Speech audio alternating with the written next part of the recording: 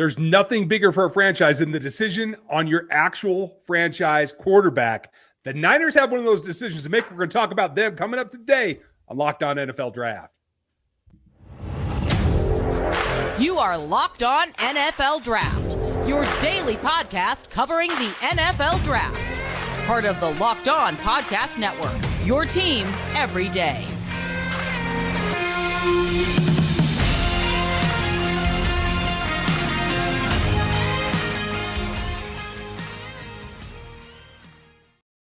Welcome to another episode of the Locked On NFL Draft Show. I'm your host, former NFL and AFL defensive back, Eric Crocker. And as always, I'm joined by my co-host, Ryan Tracy. He's at Ryan Tracy NFL on Twitter. I'm at Eric_Crocker on Twitter. We want to thank you, yes, you, for making us your first listen of the day. Today, Ryan's taking over as the main talking host, and we're discussing 49ers. So he's going to ask questions, and I'll talk about everything that's going on with the San Francisco 49ers front office because, of course, it is Front Office Friday. So, Ryan, let's get to it.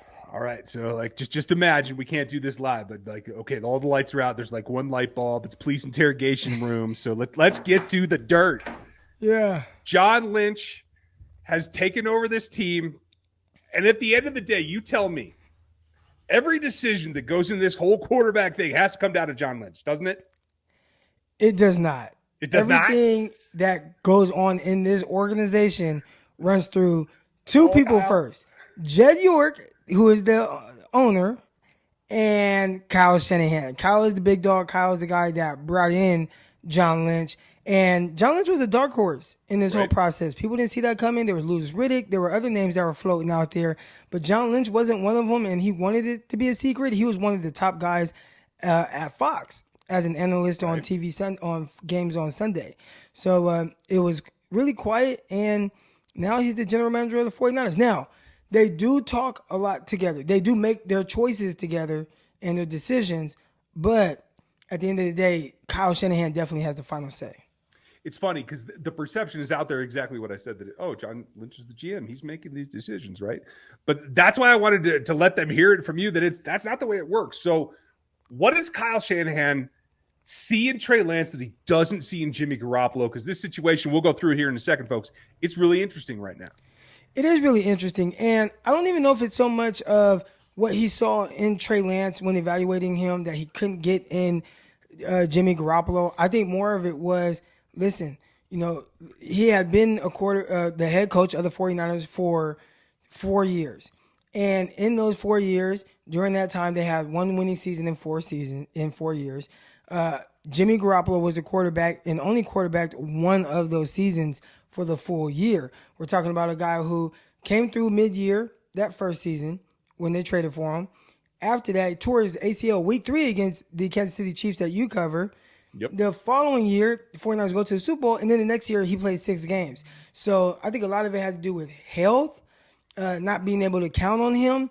And all right, we played against some quarterbacks that kicked our butts, that just made plays. And you know what? That coordinator didn't have to be right. Maybe I can get a quarterback that has a similar skill set as some of these new age guys and move on from Jimmy Garoppolo, who we like him. He can win. He can be a gamer, but also just can't count on him week in and week out. That's the tough part. And when you take the step back, and folks, right now as we record this, Jimmy Garoppolo is still a 49er. It hasn't happened yet. We know it's going to happen, but it hasn't happened yet. Right. How does that transition work for Trey Lance, who I thought showed some spark towards the end of the season? Clearly, it was a little rough early. He matured. I think you could see that. Am I overestimating that I saw progression on the field from Trey Lance in 2021?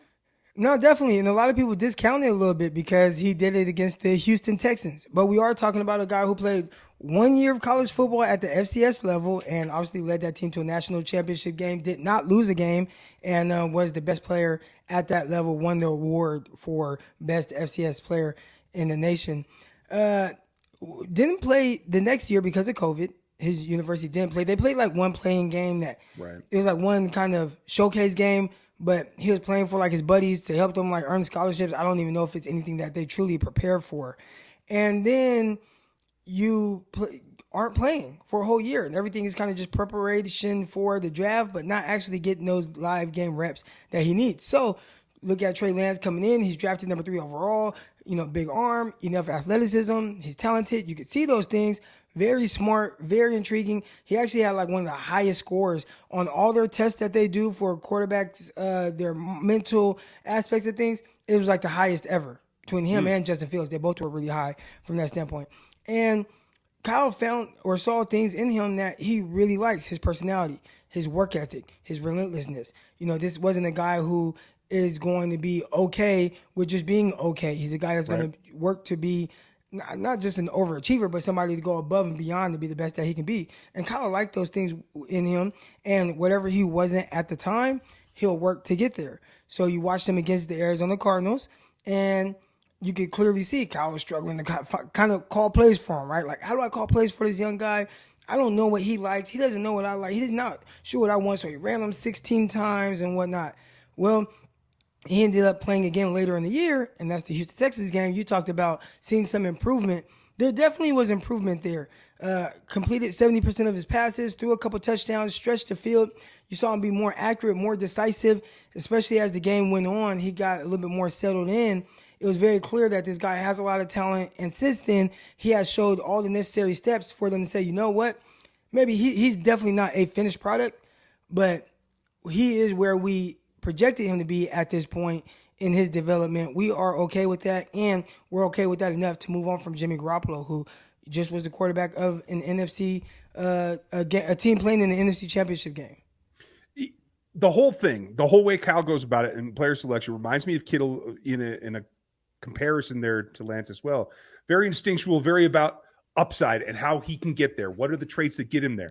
So as you take a look at it and know that he's invested in that from a upside standpoint, not what he saw in college, where do you think Trey Lance can be this season for the San Francisco 49ers? Yeah, I think you should see a good quarterback. As long as he stays on the field, he's healthy, he's playing all 17 games. Statistically, if you were to say, Lance threw for 3,700 yards, 25 touchdowns, ran for another 8 touchdowns, and had, 9 interceptions, I wouldn't be surprised. And that would be good enough with the 49ers team, with the coaching staff, with the player that they have around him to actually have a run at the playoffs. So not anything crazy or spectacular. Again, we're talking about a guy who hasn't played a full season of football, or has only played 3 total games in like the last 2 years, right? So he needs the reps. He needs to continue to improve. Kyle needs to continue to understand who exactly he is and how he moves and what things he likes. And they have to grow together. But there's definitely going to be some growing pains in the process. One thing that's going to help those pains are the weapons that are going to help him actually make up those yards, make those big plays. We're going to talk about them. One guy in particular is kind of waiting on a contract. We'll talk about him next. Yeah, and before we talk about him, we're going to talk about betonline.net and how it is the fastest and easiest way to check in on all your betting needs. Find all your favorite sports and events at the #1 online source for odds, lines, and games. Listen, we're talking about the 49ers right now. We're talking about Trey Lance. So when you look at MVP odds, offensive MVP, Trey Lance right now, plus 2,000. His odds are actually better than Dak Prescott, Kirk Cousins, Kyler Murray, a bunch of quarterbacks. So do you jump on it? Plus 2,000. I saw someone on social media today put down on BetOnline a decent amount of money for Trey Lance to win MVP, and his payout was $8,000. So that's somebody I would definitely look into right now. BetOnline continues to be the top online source for all sports wagering information, from live in-game betting, scores, podcasts, and they have you covered with all that.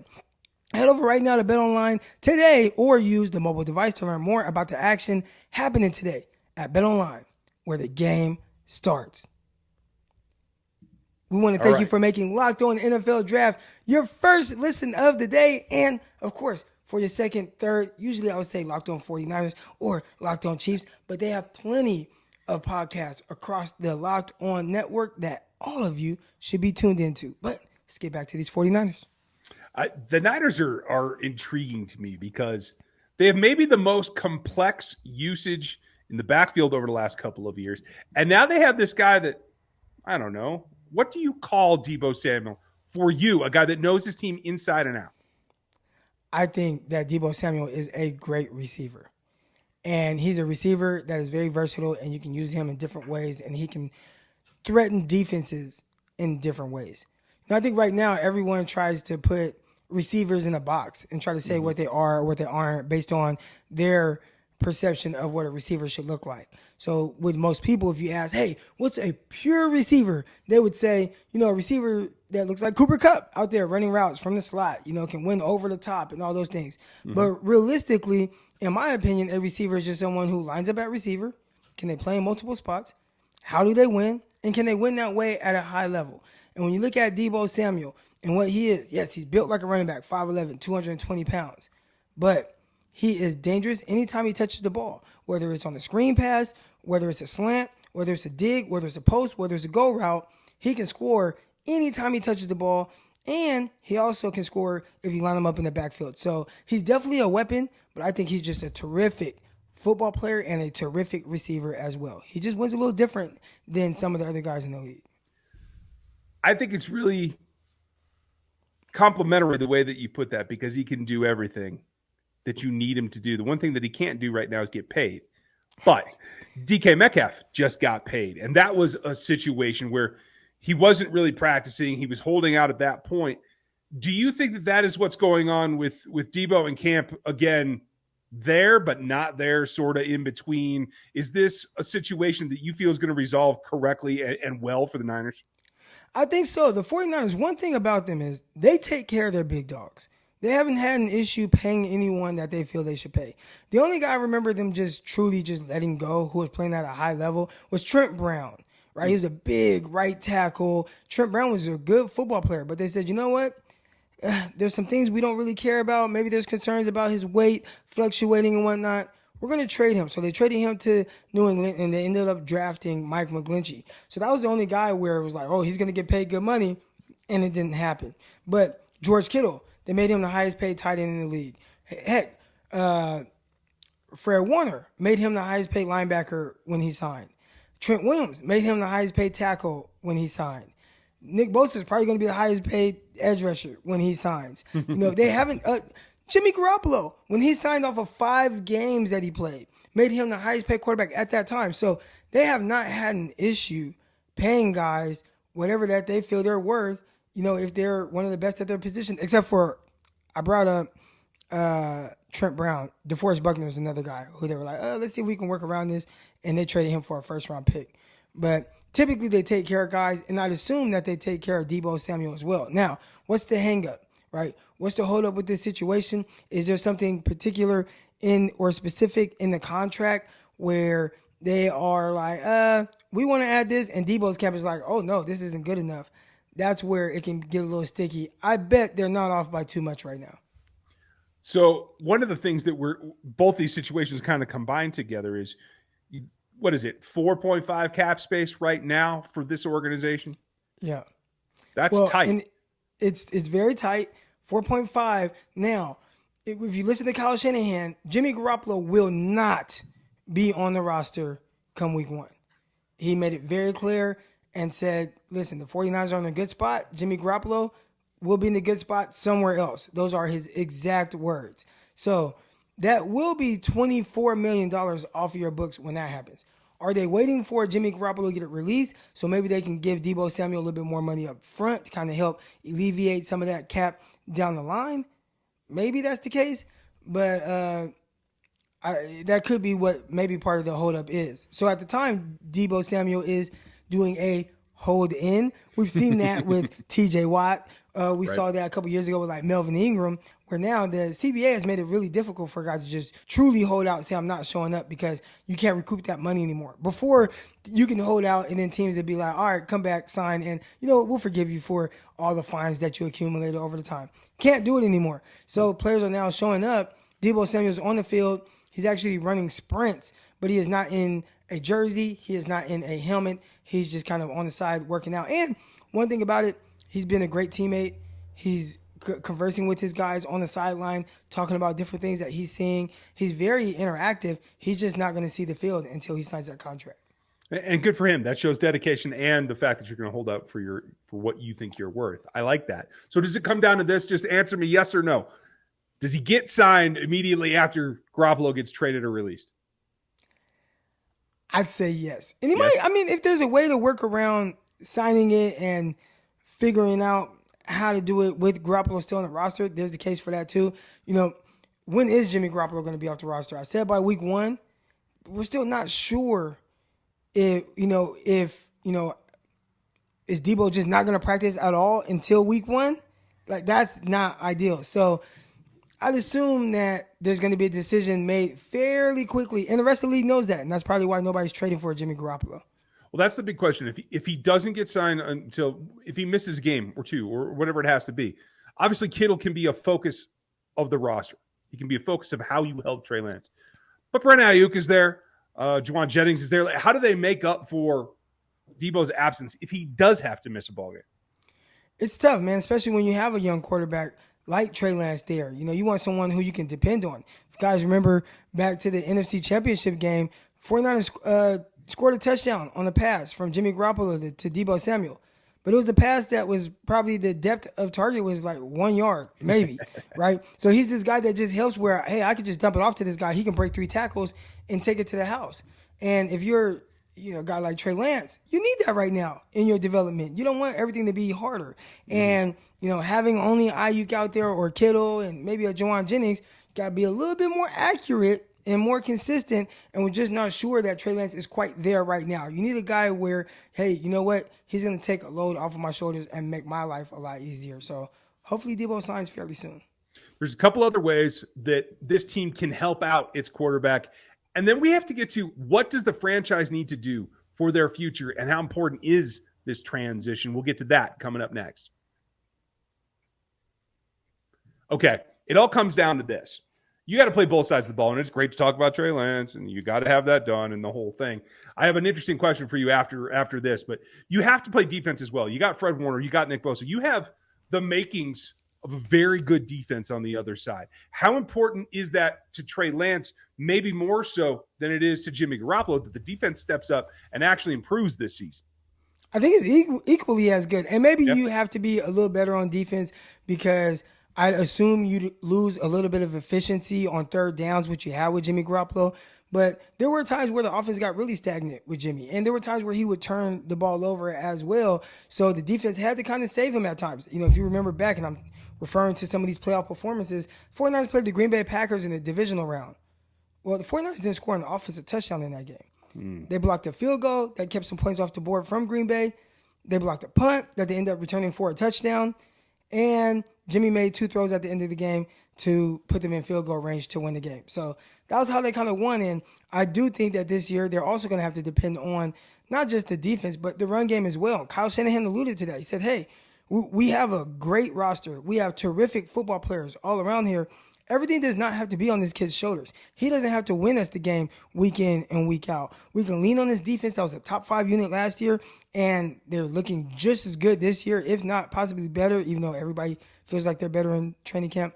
Also, the running game, the 49ers are going to lean on that. And when they pull for play actions, they might be able to have a little bit of action down the field now with Trey Lance. So I do think the defense is definitely going to have to be really good. They got to be on their A game to really help the young guy out so the pressure isn't all on the offense. There's 2 young guys on that defense that I really want to know about because I'm not getting enough true visual evidence of progress. One is the rookie Drake Jackson. Is he able to provide the pass rush this season? The other is another defensive lineman in Kinlaw. Where is he at, and is he ready to actually become a force? So Kinlaw, I'll start with him because that's a guy who was the 14th overall pick a couple years ago. And since then, he's dealt with a lot of injury issues, something going on with his knee. Now, this was something that was flagged during the draft process, but they said, it's not going to be a big issue. Well, it's a big issue. And then he ended up having to get surgery midway through last season on it because it just wasn't quite right. And now he's rehabbing and he's set to be ready to go, but we'll see. I think right now to kind of salvage this whole situation with Kinlaw is, can he at the very least be a 2-down player right now? Can he be good against the run and excel at one thing and then hopefully eventually be able to build off of that? So that's what we're looking for from Javon Kinlaw. Now, the other guy, which you named Drake Jackson out of USC, the rookie, they're going to need him to be that speedy guy off of the edge. And this was a guy who took this time off that last month to really improve his body. He was a little chunky, right? And maybe didn't know quite what they wanted from him. Did they want him to be big? Did they want him to be smaller? That was something he had to deal with a whole lot at USC. Dealt with a lot of different schemes. He had a bunch of different coordinators. Well, now he knows a little bit more of what he wants from Chris Kasurk. And 49ers defensive line coach Chris Kasurk has done an amazing job of having his defensive linemen consistently get after it. He's gotten production out of everyone. He made Arden Key look like a potential Pro Bowler last year. They traded for a guy, Amenahu. There's a lot of depth there. So Drake Jackson, he might not have to be that 3-down guy, but can you at the very least just fire off the ball, get to the quarterback, bend around that edge? And from all reports, he's one of the guys who has some of the better bend in this class. I think he was just kind of that tweener, and people weren't exactly sure what to do with him. But 49ers have a lot of defensive line depth. They invest a ton. They build their team from the front to the back. And him coming off the edge, I would assume that his main priority is going to be, hey, it's 3rd down, pin your ears back, let's go get that quarterback. So when I take a 10,000-foot view of this franchise, as you said, run by Kyle Shanahan and everybody else is secondary. Okay. 2 things stand out to me. They're fighting to get to the rookie contract situation that is really the linchpin for all teams that have extended success, to be on that rookie contract at QB. The other thing that I'm seeing is a change in a way they go about evaluating, getting a little bit more athletic, emphasizing that a little bit more. Are those true from the outside, what I see? And is there anything else that is really at the core of the philosophy of the San Francisco 49ers? You know, I think at the core, and a lot of people say this, but the 49ers really pride themselves on having this. There's 2 things that they really believe in. 1 is versatility. 2 is toughness. And every team says they want to be tough. They want to hit. Mm-hmm. But the 49ers, they go out and they get the guys that exemplify that. And when you look at Deebo Samuel, like, he exemplifies toughness. George Kittle, toughness. Trent Williams, toughness. You look at the running backs and how they run the ball. They just drafted Ty Davis-Price out of LSU in the 3rd round. Toughness. You know, so that's one thing. You look at the defensive side of the ball. Watch Fred Warner play. Look how he flies down. He's getting in guys' grills, getting in their face. You know, he's going to talk his trash. He's going to play with physicality. Jimmy Ward, he's a small safety, but hits like he's a big guy. Like, they want their guys to be physical and tough. And there was no better example of this and how it can kind of get into the mind of an opposing team than the wild card round against the Dallas Cowboys, where Dallas Cowboys heard all week, oh, the 49ers, they're the more physical team. They're a more physical team. Or we're going to show them you can't bully the bullies. They hyped themselves up so much to where once the game got here, they wanted to prove so badly that they were the tougher team that they started doing things out of character. And it was resulting in penalties and flags. And it was very undisciplined play that ultimately ended up making them lose the game. So the 49ers, they have this brand and style of how they want to play football and its surrounding toughness.